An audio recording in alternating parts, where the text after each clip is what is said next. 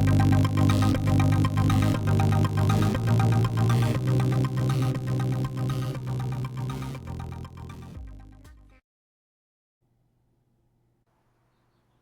right. Welcome to ConCon, Consciousness Conversations, where we talk about all things consciousness, neuroscience, AI, anything really to do with the brain. And a little dash of woo sometimes. And a little dash of woo sometimes, because who knows? Who could say? So this is our second episode from the Science of Consciousness Conference in Tucson, Arizona. And this is my third year coming. I looked at the agenda ahead of time, and I was thinking maybe this isn't my year. Maybe I'm not going to be impressed. Maybe I'm not going to have my mind blown. I had such an incredible time. Correct me if I'm wrong, though. Is that because it seemed to be a lot of quantum and IIT focus? What I was hoping for was a little bit more AI.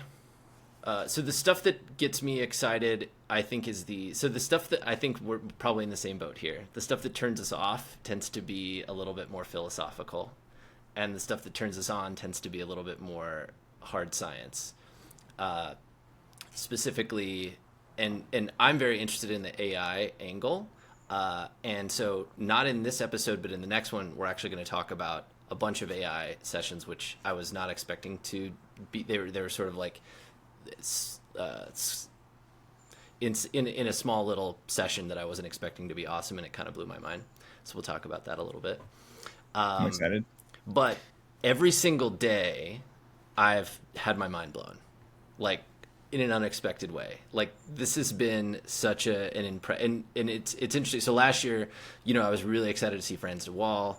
There's somebody else that I was really excited to see as well, who are kind of like celebs.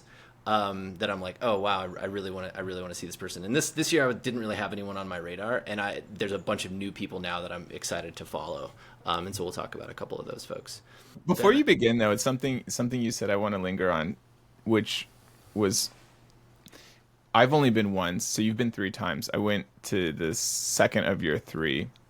And this is kind of like Burning Man, right? Like pretty soon I'm going to stop going and you'll be the guy who's going every year.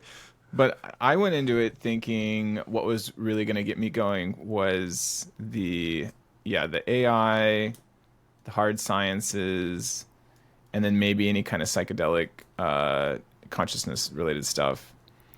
And interestingly, my takeaway was that, and I also thought the philosophy was really cool. And my takeaway was that I hated the philosophy, unless it was David Chalmers. He's great. The hard sciences were also a miss, unless it was a very specific type of hard science. It was anything kind of like quantum physics, I was out. And then there wasn't really much psychedelic talk at all, which was a little disappointing. However, the AI stuff was great. And there was actually, like we talked last episode about Nick Humphreys, who had this sort of evolutionary perspective, which I thought was very substantive and very cool. So like, I didn't even know that was on the radar. But the evolution of consciousness was one of the big takeaways I had. And so, at least from that perspective, it was very interesting to see what was out there and how that really didn't jive with my preconceived notions of what I thought I would like or didn't like. Yeah, and some of it probably, honestly, is people that are just really compelling, or I don't know. It feels like a wide open field. And so people that come in with really good ideas, this is why people can show up with pretty crazy ideas. Well, because I've heard a lot of like people talking highly of Tononi and how charismatic he is, almost the same amount as they say about like, the beauty of his theories, which makes me wonder if like you're just a really charismatic guy, a cheerleader for your thing. Like you can go a long way just with that. I think the world would be a different place if Freud were not a better talker. He was so provocative. You think about his theories, but he was such an incredible communicator, and I think that kind of won people over. Like he's like, okay, I guess we'll think about everybody wanted to have sex with their mom or whatever. Apparently this also happened in physics, right? I think Niels Bohr similarly was just a really charismatic person and was able to push through ideas probably farther than they should have gone. Well, and we don't have to dig too much into this, but I think that this is part of the conscious experience that what we're actually doing is there's a layer of consciousness and communication that is actually what's happening between us. It's the stuff that we're able to harvest from our brains and sort of deposit into the collective consciousness as well. So, on that note, so this was we referenced this yesterday, and I found it. Every time I've tried to find it, I've had to like really rifle through my email. Beautiful. This is also an incredible Photoshop. I love this. Can you chart? Well, let me describe it, and then I want you to zoom in to the business that's happening at the top of the top bar. So this is the results of the poll that we described last time that they ran at the Terramina conference last year, where you got to vote on which person's pet theory you were sort of behind. And I'm very surprised to see panpsychism is number 2. But the social approaches to consciousness, I think you're right, DR, that this, like Graziano's approach, falls under this, but I'm a little suspicious that this isn't some weird woo thing, that I'm just not privy to this specific name. I don't think so. I find this is my most this is my biggest area of interest, is this like social piece. And so my spidey sense is really perked up every time I hear anybody kind of get close to it. And almost universally, everyone is talking about the individual experience of consciousness. Oh, I'm conscious. This is coming into my brain. I'm seeing, I'm clairvoyant, whatever it is.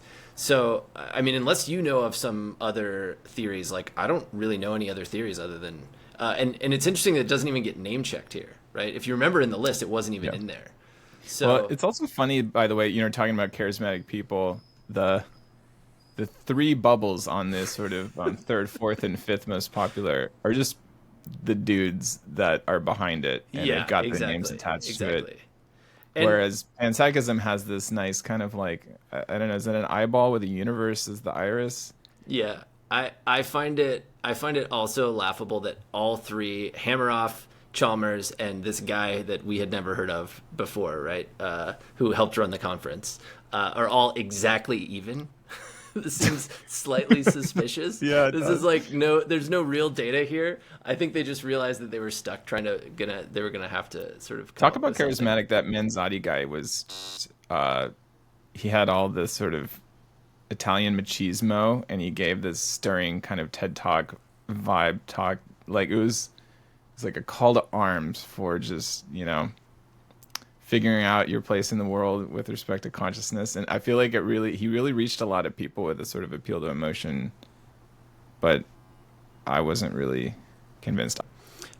So yeah, I mean, I think that this is super interesting, and what I'm noticing this year, so it's interesting that Graziano doesn't get name checked basically very, very often, especially by these guys. I don't maybe they're like, competitors. I did bring it up. Susan Blackmore did a session about we are mental models, like consciousness is a mental model, which I guess is something she had started to develop years ago and dropped it. And I asked her how she felt about that related to attention schema theory, and she said, "Oh, that's a small part. It's not as like is cohesive or whatever." So anyway, I do find this seeming rift or whatever that again, maybe I'm projecting a lot, quite fascinating about the community. All right. I was gonna show a couple. I was gonna talk about a couple of these wild posters, but I think we'll skip over those for time, since we kind of talked a bunch about the thing. But suffice it to say, a lot of wild posters. Here's one that I will zoom in on that I just found great. That kind of emblematic. It just says, "Consciousness can be captured in a simple equation." And it's a triangle, and a C is at the top. I guess that's consciousness, and it just says X star can you equals Y star. Can you go up to the person's affiliation? So we got a Gmail. Well, yeah, we got a Gmail. We have an all independent researcher. So USA. Let me ask you this: there are people from top tier universities. There's people from MIT, Stanford, so forth. At least when I was there, and then you have a bunch of independent researchers. I'm not saying that you can't be a good independent researcher. Your name doesn't need to be attached to, something with clout. Yeah. However, I mean, I don't know if I would, I don't know how to say this without sounding snooty, but I guess I've never been to a conference where there's so many independent researchers, let's say. Yeah. And what's interesting is that like the people go around and they check them out. Like I went around and read all of these, and they feel very much. A lot of them feel very like, you know, I came up with this thing in my basement. But I think, you read them. It's like harmonizing theories of consciousness. A lot of people are interested. Oh, emerges from matter and energy.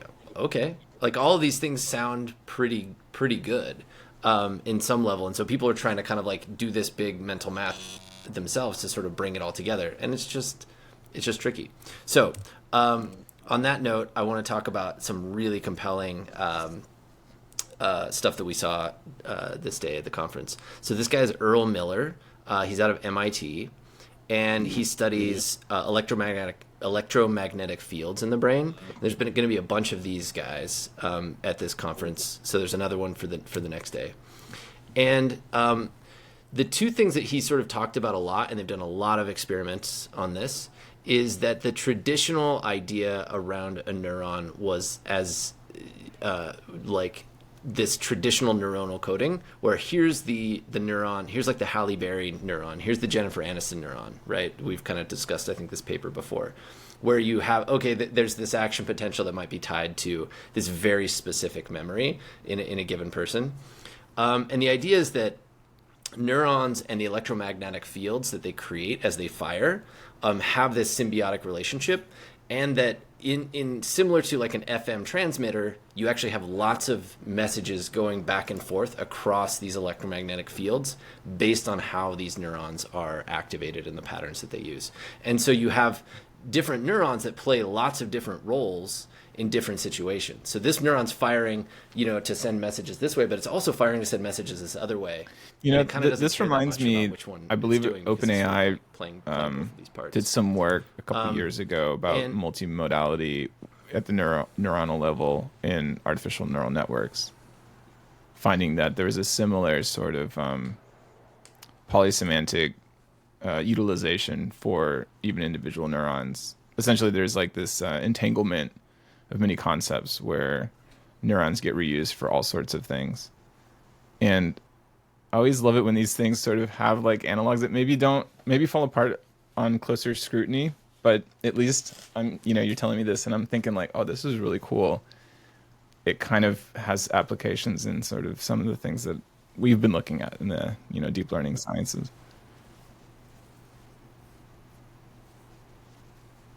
Yeah. Well, and I think that's what's so fascinating about this space, and why the wide tent in some ways is a great thing, because it's like everybody's got these ideas and they're sort of starting to there's this, you have everyone trying to spin off their own version, but at the same time there's kind of this like collective voice that's happening. So this was the most interesting one, the bit of experimentation that they're doing. So they're talking about basically gamma rhythms and beta rhythms. And so gamma rhythms coming from the back of the brain, being more sensor motory kind of content. And then you have the beta rhythms coming from the prefrontal cortex that are kind of more inhibitory, right? And they have all of these kind of like graphs where they showed, one sort of these inflection points where they sort of like are mitigating each other. And it's very much, what we know about the prefrontal cortex, which is that it, you might feel this firing of an amygdala of like, oh my God, I'm afraid that I missed this thing. And then it's like, oh, no, you did that last week. You're like, oh yeah, thank God. Right. So you can kind of see that happening back and forth. And it's pretty compelling. And I think that there's a reason why there's so much of this here this year, which is that these same kind of, so if you consider it being like waves all the way down, then this really works well with Hameroff's quantum stuff, because all of his quantum stuff sort of plays on these vibrational levels. So I remember last time we had listened to a guy go on for an hour about waves at different frequency levels, and someone came up and asked a question and said, hey, are you aware there's work that basically says all these waves are not doing any work, they're just sort of byproducts of the particles interacting in the brain? and kind of shut the guy down. And we both looked at each other like, whoa, that's crazy. I'm just wondering, well, number one, have you heard anything since about that? I wish I knew what paper this guy was referencing or whatever to check it out myself. And number two, like, do you feel that there's a different explanation that doesn't? I mean, here we have, so, before I was sort of ragging on this person for being independent researcher. Now we have like a very, distinguished person from MIT talking about these fields. And so I'm biased to want to be like, okay, there must be something here. But by the same token, I get this weird feeling in some of these talks about the waves and all that. Yeah, I mean, I think it's, again, it speaks to the spookiness, right?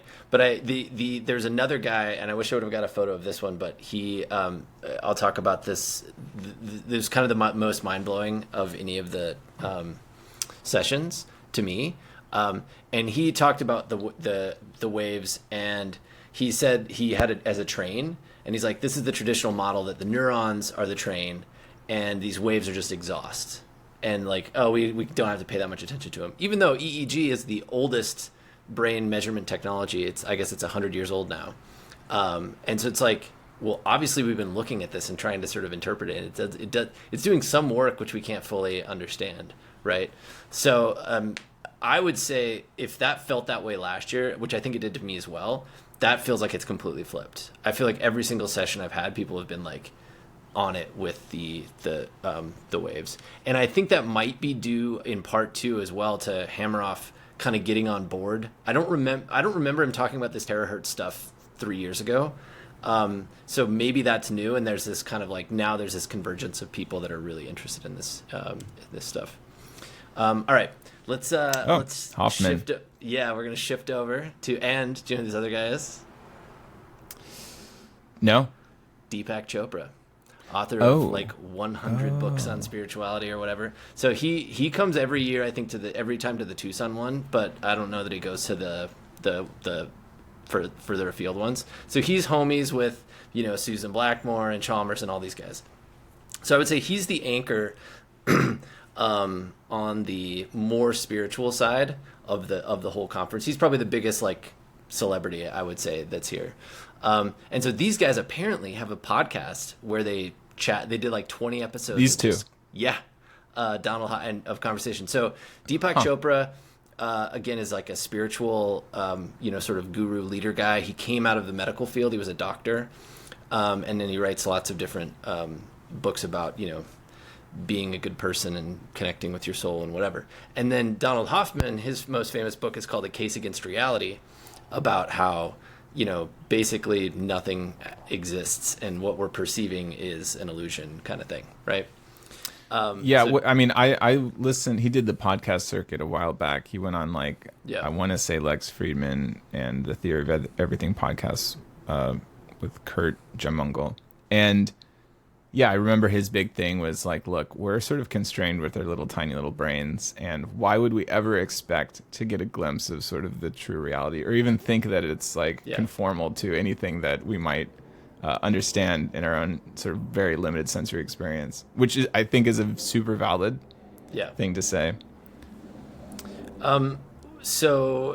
All right, so let's talk. So I guess we'll talk about the Donald Hoffman stuff first. So that thing, so where he's come from, like, I feel like he's actually kind of migrating into a different space.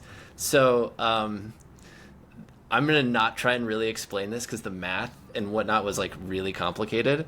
But suffice it to say, what he's interested in is this thing that a lot of people are, which is that it is not like consciousness isn't quantum. And it's not classical physics. It actually is like below those two things. So it's very kind of panpsychist in a way. But he's referencing this thing which I had never heard of before. So tell me if you've heard of these. Amplituhedrons. Are you familiar with this? Never heard of that. I've heard of amplitude, and I've heard of polyhedrons. Check this out. Okay. So it is apparently... Can I do this? A multidimensional mathematical object which allows the calculation of particle interaction probabilities without relying on Feynman diagrams. So it's sort of like, so the, let's see, it's these spaces with volume that relate directly to the likelihood of a particle interaction outcome. So it's kind of a way of trying to explain some of the quantum spookiness with this quote unquote geometry, which really just reminds me of these like San Francisco people I see walking around with like sacred geometry, like necklaces and stuff. But apparently it's pretty mathy. And he had this whole thing about these like whatever. So this is, let's see.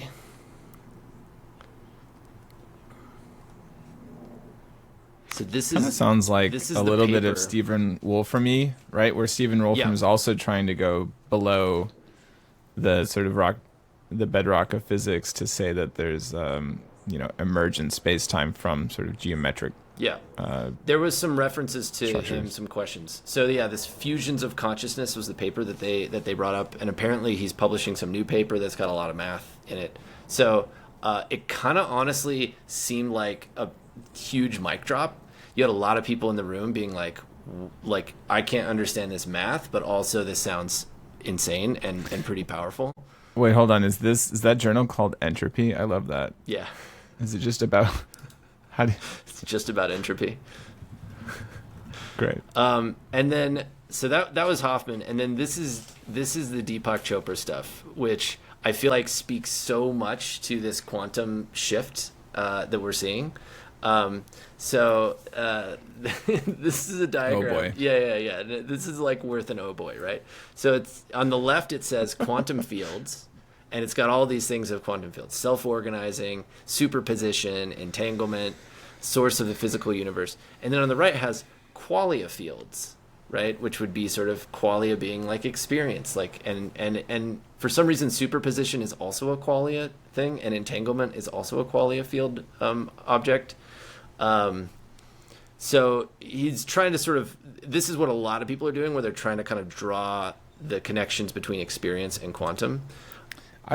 This starts to go. I mean, it goes back to the like Graziano magic trick thing, where it's like you're looking for the spooky thing that explains the redness of an apple. However, can you go back one? Yeah. If you're trying to say that, okay, here we have these quantum fields, and then side by side we have these qualia fields. You have to tell me how these qualia fields that apparently are the source of my experience of the physical universe affect the quantum fields to give me the opinion that I am experiencing anything. Right? Because we agree that like opinions you hold in your head, that's information you hold in your head about I saw a red apple an hour ago.